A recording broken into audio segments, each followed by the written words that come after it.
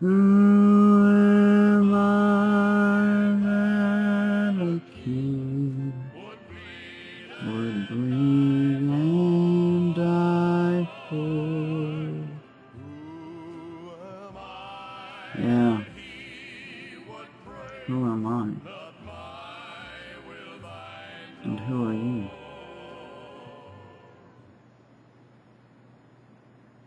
You know, I see, or, there's been times where I'd been guilty, and I know a lot of you have, and still are. You know, guilty of forgetting who you really are. Guilty of forgetting about the price that was paid for our freedom. You know, we have been guilty of forgetting that this one fact: God left glory and prepared a body. And there's a lot more than what most people can fathom and they have a hard time to conceive that this happened. But it did. And he came down. The Lord left glory. Okay? And you see him in the face of Jesus Christ. That's Jesus, the Messiah. Okay? And he lived like he didn't live like a king when he was here on earth. He lived like a pauper. And he was subjected to the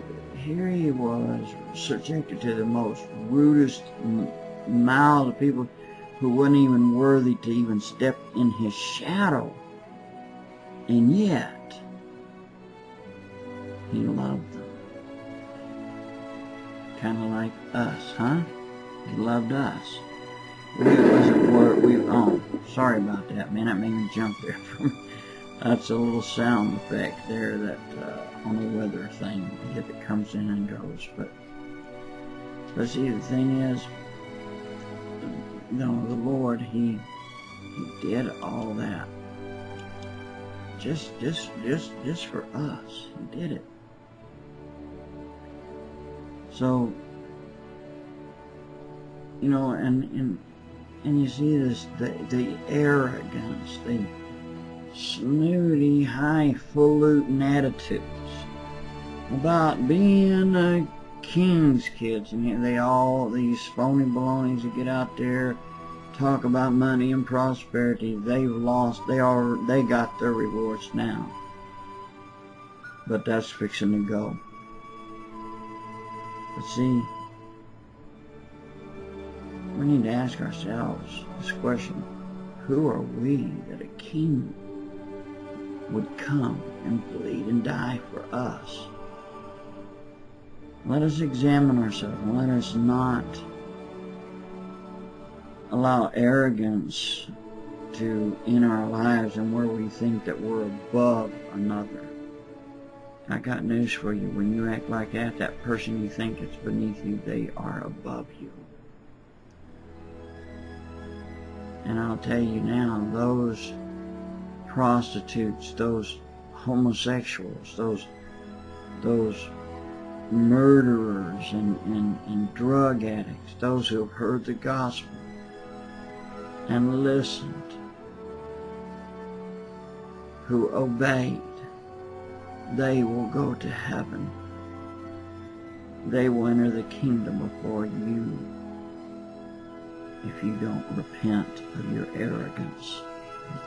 Because you and I, we are nothing. But Jesus is everything. We should consider our brothers and our sisters in the Lord better than ourselves. We should not think that we are too good to associate with people who are on a lower social status. And we think, well, look at them, poor. Come in dressed low in rags. Well, let's see. Have you ever bothered to go buy those people some new clothes if you don't like their rags? Probably not. If any of you are fitting that bill and you're quietly sitting off and thinking, ooh, ouch. Okay, do something about it. Don't sit there and say, oh, yeah, ouch, and then go on and then get numb, immune to it. You need to think a king bled and died for you. He had greater riches than what you would ever have, and he left that to come down and put up with mankind's mouths and their mistreatment and their lies and everything. And he did all that.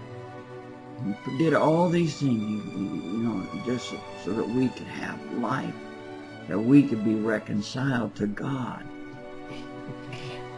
He became the sacrifice. So this is something that we need to think about. And we need to ask ourselves, what are we going to do? Who am I? Who am I? Who are we?